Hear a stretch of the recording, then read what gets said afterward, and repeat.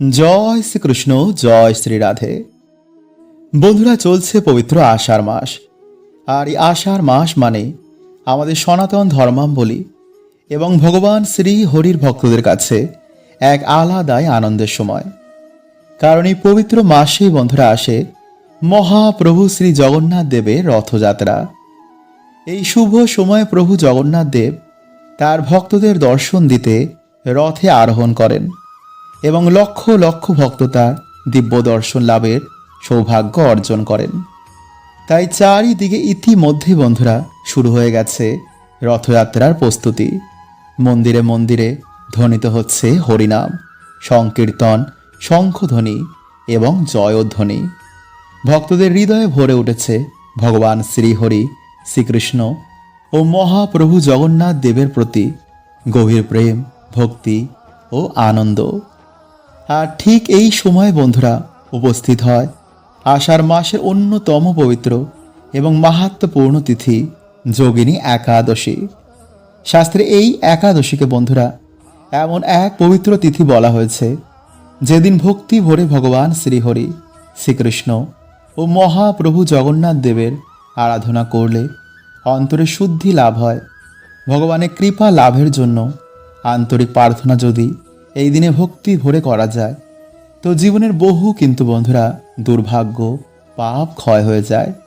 ভক্তদের বিশ্বাস এই দিনে নিষ্ঠা ভক্তি ভরে যদি এই ব্রত পালন করা যায় তো জন্ম জন্মান্তরের বহু পাপ বন্ধুরা ক্ষয় হয়ে যায়।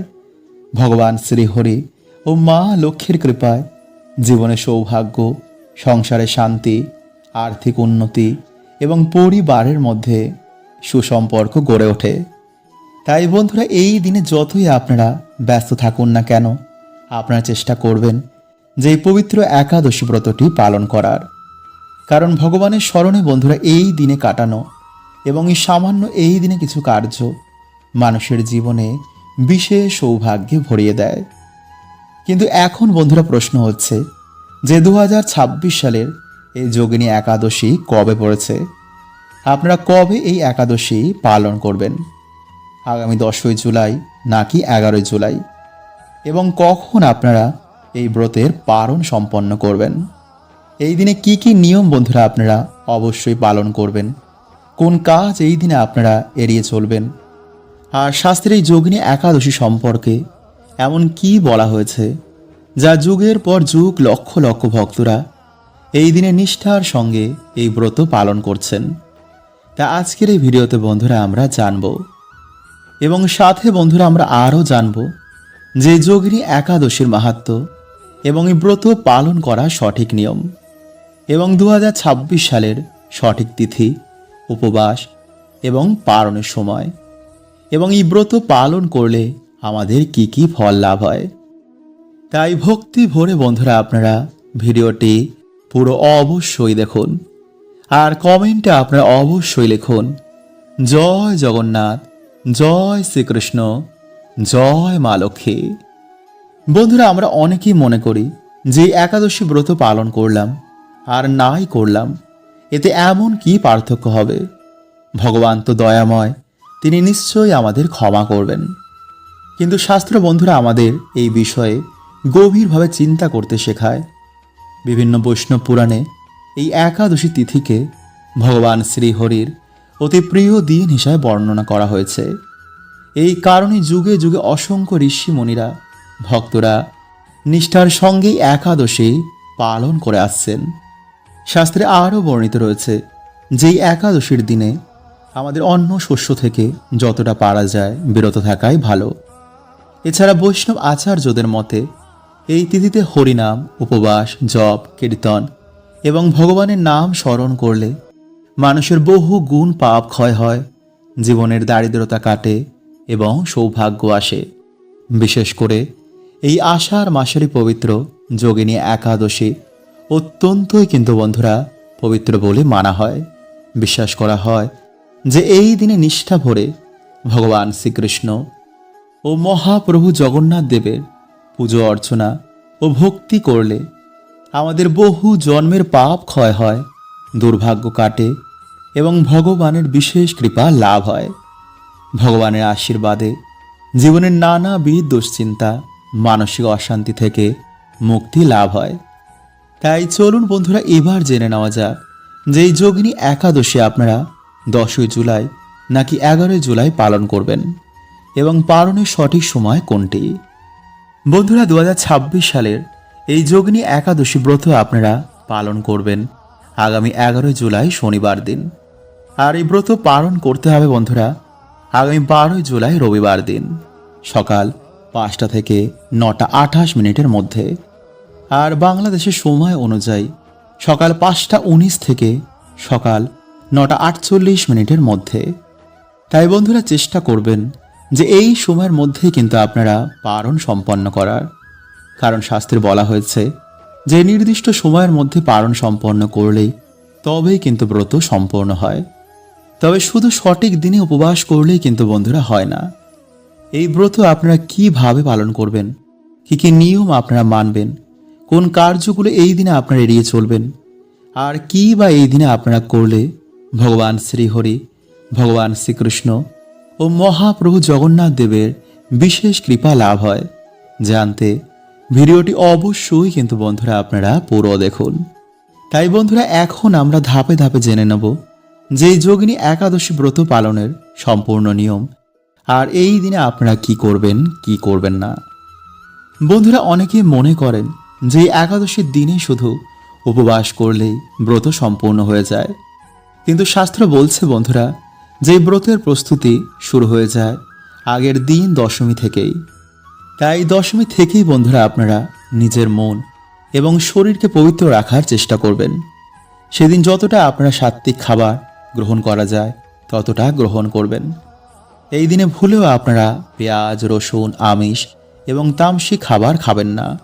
চেষ্টা করবেন অল্প কথা বলতে। কারোর সঙ্গে এই দিনে আপনারা ঝগড়া বা তর্ক কিন্তু একদমই করবেন না। এই দিনে বেশি করে আপনারা ভগবানের নাম করবেন।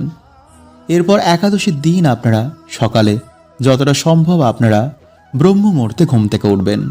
এরপর স্নান করে আপনারা পরিষ্কার পরিচ্ছন্ন বস্ত্র পরে সম্ভব হলে আপনারা হলুদ বা সাদা রঙের পোশাক পরবেন, কারণ এই রং বন্ধুরা ভগবান শ্রীহরি বা ভগবান শ্রীকৃষ্ণের অত্যন্ত প্রিয় এবং শুভ মানা হয়।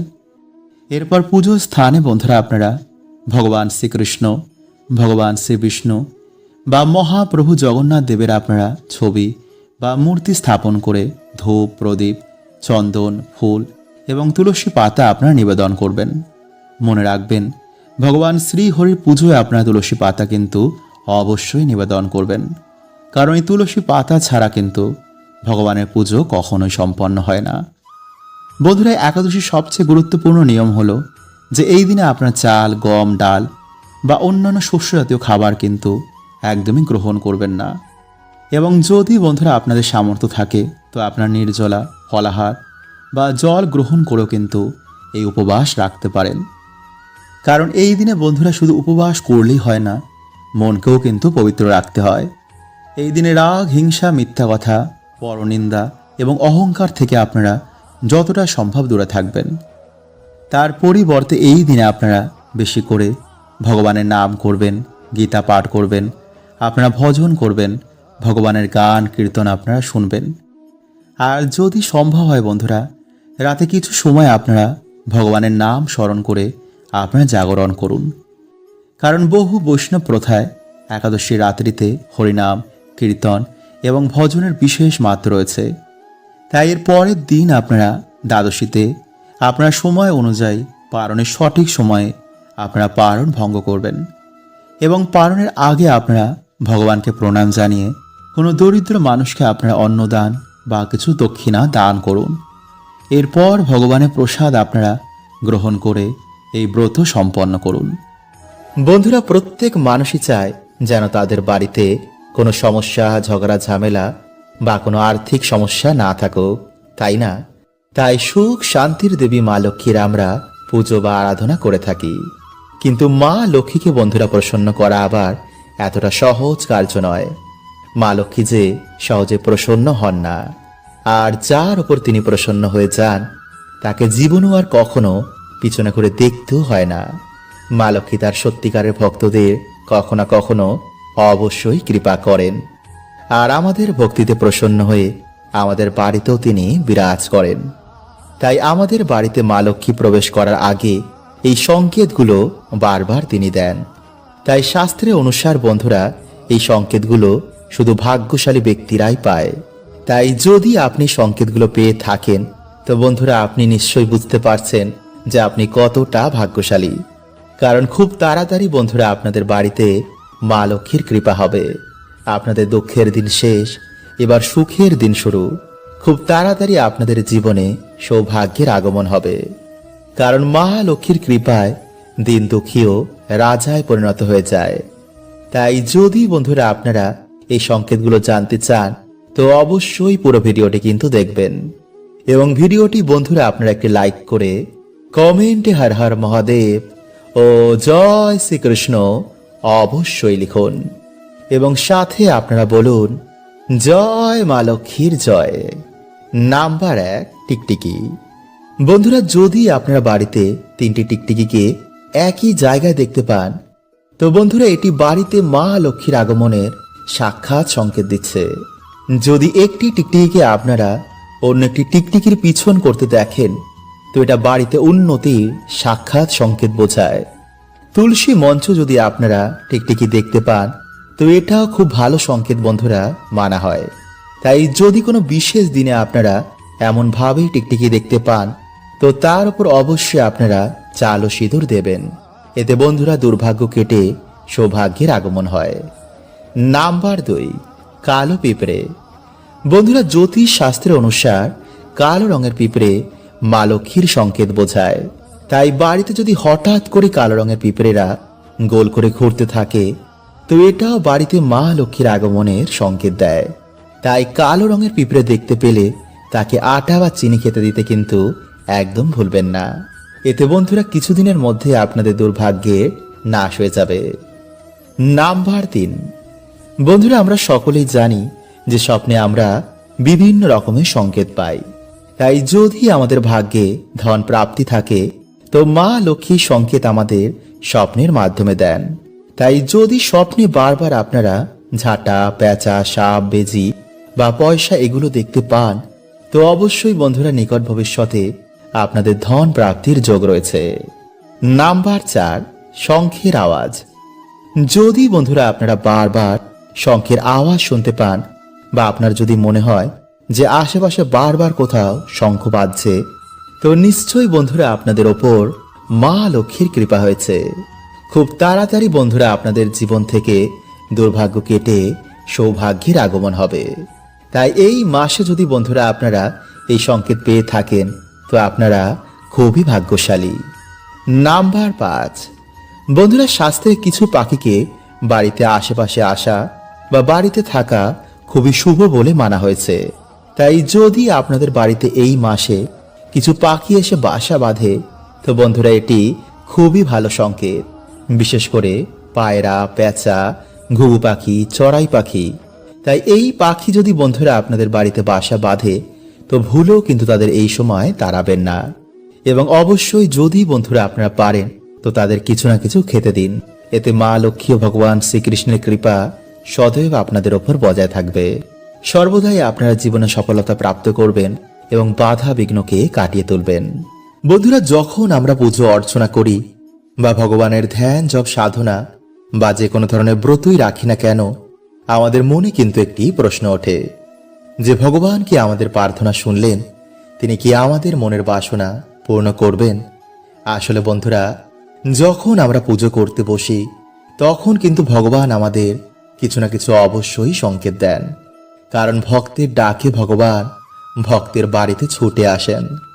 তাই পুজো করার সময় যদি বন্ধুরা আপনারা এই সংকেতগুলো পান, তো ভাববেন ভগবান আপনার পাশে দাঁড়িয়ে রয়েছেন। তাই যতই জীবনে বন্ধুরা খারাপ সময় আসুক না কেন, ভগবান আপনার সাথে ছিলেন এবং সর্বদা থাকবেন। তাই মনের বিশ্বাস কিন্তু আপনারা একদম হারাবেন না। কেউ আপনার পাশে থাকুক আর নাই থাকুক, ভগবান আপনার পাশে ছিল এবং সর্বদা থাকবে। শুধু কর্মের অনুসার বন্ধুরা আমাদের সুখ দুঃখ এই জীবনে ভোগ করতে হয়। ভগবানকেও কিন্তু এই মর্তলোকে এসে অবতার রূপে বিভিন্ন সুখ দুঃখ ভোগ করতে হয়েছে। তাই দুঃখ শেষ হয়ে যাওয়ার পর আবার কিন্তু আমাদের জীবনে সৌভাগ্যের উদয় হয়। তাই ভিডিওটি কিন্তু বন্ধুরা আপনারা অবশ্যই পুরো দেখুন এবং ভিডিওটি বন্ধুরা আপনারা একটি লাইক করে কমেন্টে হর হর মহাদেব ও জয় শ্রীকৃষ্ণ অবশ্যই লিখুন। বন্ধুরা পুজোর সময় যখন ভগবান খুবই প্রসন্ন হন তখন তিনি ভক্তকে সবার আগে যে সংকেতটি দেন তার মধ্যে প্রথম হচ্ছে প্রদীপের আলো অধিক মাত্রায় হঠাৎ করে বেড়ে যাওয়া। এটি বন্ধুরা সংকেত দেয় যে ভগবান আপনার পুজোয় খুবই সন্তুষ্ট হয়েছেন। নাম্বার 2, পুজো করার সময় যদি বন্ধুরা আপনারা দেখেন যে ধূপকাঠি থেকে ধুয়ো বেরিয়ে ভগবানের দিকে যাচ্ছে বা আপনার দিকে আসছে, বা হঠাৎ করে ধূপকাঠি থেকে ধুয়ো বেরিয়ে কোনো শুভ চিহ্ন নিয়েছে, যেমন ওমের চিহ্ন ধারণ করেছে, তো বন্ধুরা ভাববেন ভগবান আপনার পুজোয় খুবই প্রসন্ন হয়েছেন এবং তার আশীর্বাদ সর্বদাই আপনার ওপর রয়েছে। নাম্বার 3, বন্ধুরা পুজো করার সময় যদি আপনার বাড়িতে হঠাৎ করে কোনো অতিথি চলে আসে বা কোনো পশু পাখি এসে আপনার দরজার সামনে এসে দাঁড়ায়, তো বন্ধুরা এটিও কিন্তু বাড়িতে সৌভাগ্য আগমনের সংকেত দেয়।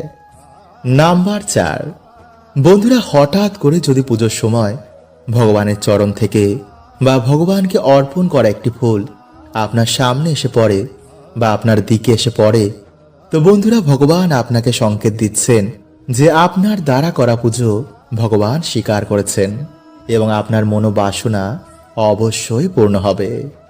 নাম্বার 5, বন্ধুরা পুজো করার সময় যদি আপনার বাড়ির বাইরে থেকে ঘণ্টা, কাসর বা শঙ্খের আওয়াজ আপনি মাঝের মধ্যেই পান, তো বন্ধুরা এটিও কিন্তু সৌভাগ্য আগমনের সংকেত দেয়।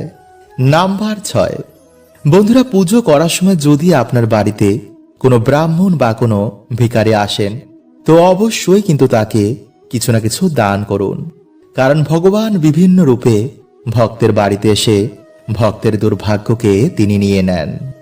নাম্বার 7, বন্ধুরা যদি কোনো শুভ দিন বা পুজো করার সময় হঠাৎ করে যদি আপনারা কোনো সুন্দর গন্ধ পান, তো এটিও সংকেত দেয় যে আপনাদের ইষ্টদেব আপনাদের আশেপাশে রয়েছে। নাম্বার 8, বন্ধুরা ভগবানকে কখনো সামান্য দৃষ্টি দিয়ে দেখা যায় না, তাকে অনুভব করা যায়। তাই বলা হয় যখন ভগবানের কৃপা হয় তখন ভক্তের দু চোখ দিয়ে জল পড়তে শুরু করে। তাই যদি বন্ধুরা আপনাদের পুজো করার সময় বা কোনো মন্দিরে গেলে বা নাম কীর্তন শুনলে দু চোখ দিয়ে জল চলে আসে, তো বন্ধুরা ভাববেন যে ভগবান আপনার সাথে এবং আপনার পাশে সর্বদা রয়েছেন এবং তার বিশেষ কৃপা সদৈব আপনার পাশে থাকবে।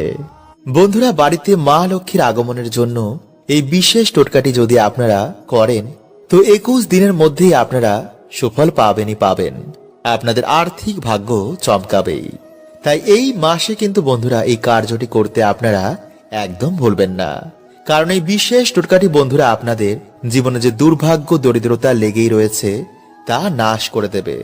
ফলে আপনাদের আর্থিক উন্নতি হবেই হবে, আপনাদের জীবনে সুখ শান্তি আবার ফিরে আসবে। চারিদিক থেকে আপনাদের বাড়িতে সৌভাগ্য, কর্মযোগ, ব্যবসায় উন্নতি, এই সব কিছুতে আপনারা খুশির খবর পাবেন। মা লক্ষ্মী সদৈব আপনাদের বাড়িতে আপনাদের রক্ষা করবেন। কোন রকম নেগেটিভ শক্তি, অলক্ষ্মীর প্রভাব আপনাদের বাড়িতে থাকবে না। তাই ভক্তি ও পুরো নিষ্ঠার সাথে মা লক্ষ্মীর কৃপা প্রাপ্ত করার জন্য আপনারা এই সামান্য কার্যটি বন্ধুরা আপনারা একটি বার করে দেখুন। যদি মায়ের ওপর ভক্তি রাখেন এবং ভক্তি সহকারে যদি আপনারা এই কার্যটি করেন, তো অবশ্যই বন্ধুরা আপনারা কিন্তু সুফল পাবেনই পাবেন। তাই চলুন বন্ধুরা এবার আমরা জেনে নিই যে কোন সেই বিশেষ প্রক্রিয়াটি এবং সঠিকভাবে কিভাবে আপনারা এই প্রক্রিয়াটি করবেন। তাই বন্ধুরা ভিডিওটি একটি লাইক করে কমেন্টে আপনারা বলুন হর হর মহাদেব ও জয় শ্রীকৃষ্ণ, এবং সাথে বন্ধুরা আপনারা বলুন হে মা তুমি সন্তানের বাড়িতে একটি বার এসো। বন্ধুরা যেই দিন আপনারা এই প্রক্রিয়াটি করবেন সেই দিন সকাল সকাল ঘুম থেকে উঠে স্নান কার্যটি করে ফেলবেন, মানে সকাল সকাল আপনারা শুদ্ধ হয়ে যাবেন। এরপর আপনারা ঠাকুর ঘরে গিয়ে একটি প্রদীপ জ্বালিয়ে আপনারা সকালে যে মন্ত্র জপ করেন, মানে আপনারা যে গুরু মন্ত্র জপ করেন তা জপ করে ঈশ্বরের আশীর্বাদ নিয়েই দিনটি শুরু করবেন। এবং সেই দিনে আপনারা বন্ধুরা কোন রকম আমিষ, মদ্যপান এগুলো সেবন করবেন না। এরপর সন্ধেবেলায় আপনারা বাড়িতে যেমন পুজো অর্চনা করেন তেমনই করবেন। কিন্তু পুজোর সময় বন্ধুরা আপনাদের এই 4টে জিনিস আরও নিতে হবে। আর সেই জিনিসগুলো হচ্ছে লাল চেরি কাপড়, সুপারি, একটি 1 টাকার কয়েন এবং একটি হলুদের গাঁট। এই 4টে জিনিস আপনারা মা লক্ষ্মীর চরণে অর্পণ করে দেবেন এবং আপনাদের সামর্থ্য অনুযায়ী আপনারা নৈবেদ্য, ফুল ফল মাকে অর্পণ করুন। মায়ের সামনে একটি ঘিয়ের প্রদীপ জ্বালান। যারা পারবেন না তারা সামান্য তেলের প্রদীপও যদি মাকে সেই দিন অর্পণ করতে পারেন তা অবশ্যই করুন। এরপর পুজো অর্চনা হয়ে যাওয়ার পর আপনার এই মন্ত্র দুটি আপনারা 11 বার, 21 বার, 51 বার বা 108 বার জপ করবেন। আপনাদের যতটা সময় রয়েছে, যেমন আপনাদের টাইম তেমন অনুযায়ী আপনারা জপ করবেন। আর সেই মন্ত্রগুলো হলো ওম ভগবতে বাসুদেবায় নমঃ, ওম লক্ষ্মী আয় নমঃ। বন্ধুরা এইভাবেই আপনারা দুটি মন্ত্র পরপর পাঠ করবেন।